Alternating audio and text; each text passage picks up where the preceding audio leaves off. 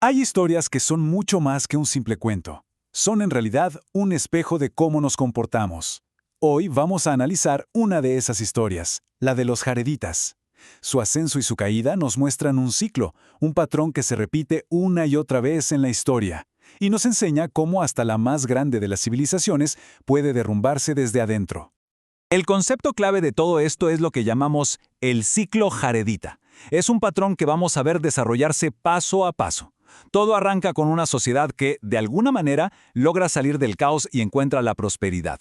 Pero, como vamos a ver, la corrupción interna siempre termina llevándola al colapso, lo que fuerza un arrepentimiento que muchas veces llega demasiado tarde.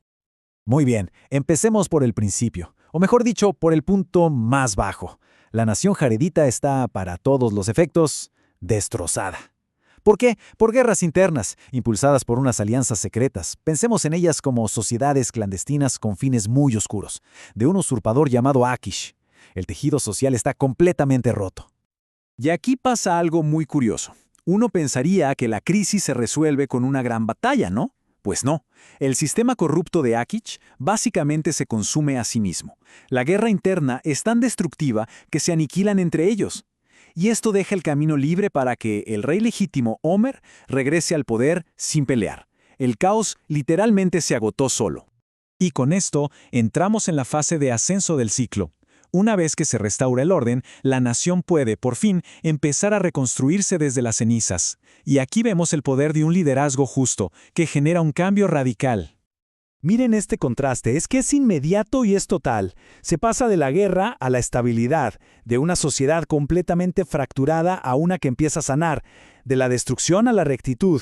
Este es el efecto directo de un buen liderazgo sobre un pueblo que acaba de vivir un verdadero infierno. Pero la cosa no se queda solo en tener estabilidad. Bajo el hijo de Omer, el rey Emer, la nación vive su apogeo. O sea, no hablamos solo de estar bien, hablamos de una prosperidad increíble, sostenida, de un bienestar que era extraordinario para todos. Es, en pocas palabras, la edad de oro de este ciclo. Y este punto máximo no fue solo material, también fue un pico moral y espiritual. El relato llega a decir que el rey Emer incluso vio al Señor, lo que se considera una bendición excepcional. Esto nos indica que la prosperidad de la nación estaba, en ese momento, totalmente alineada con un orden superior. Pero, como el ciclo lo indica, esta cima es muy frágil. Y ahora entramos en el punto de quiebre. El momento en que esa paz y esa prosperidad empiezan a romperse desde adentro, demostrando que la semilla de la destrucción en realidad nunca se fue del todo. A ver, hay que ser justos. El sistema funcionó durante un buen tiempo. Hubo varios reyes justos que mantuvieron la paz. Pero, y este es el punto clave, la prosperidad no arregló los problemas de fondo, las debilidades morales de la sociedad. Simplemente las tapó con una capa de bienestar. El problema vuelve a aparecer de una forma muy personal, muy familiar.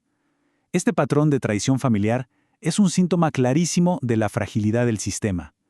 Un hijo que asesina a su padre para quedarse con el poder no es solo una maldad individual, es una señal de que los cimientos de la lealtad y el orden ya se vinieron abajo. Y esto nos lleva a una de las ideas más importantes de todo esto.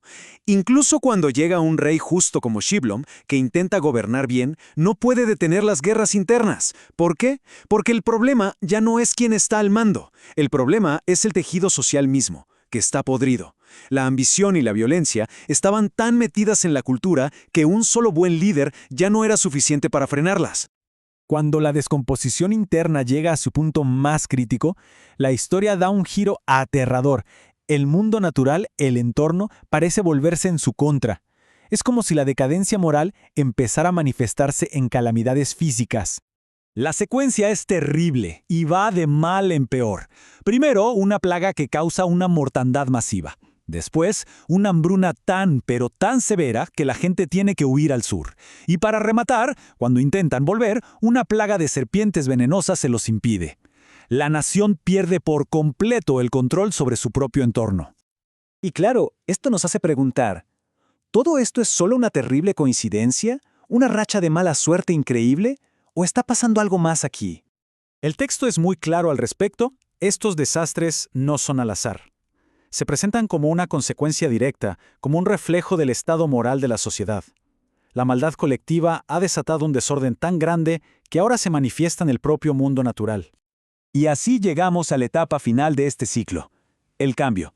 Pero ojo, no es un cambio que nace de la virtud o la reflexión. Nace de la desesperación más absoluta, de cuando el sufrimiento ya es simplemente insoportable. Aquí se ve un patrón de comportamiento que es, muy humano. Primero, el orgullo y la maldad los llevan a la destrucción. Después, cuando el dolor es ya demasiado, llega un arrepentimiento, pero es forzado. Y como respuesta, consiguen una liberación, sí, pero es solo temporal. La ayuda finalmente llega. Las serpientes se van y la gente puede regresar a sus tierras. Pero el daño ya está hecho. El costo en vidas, el costo social, es gigantesco.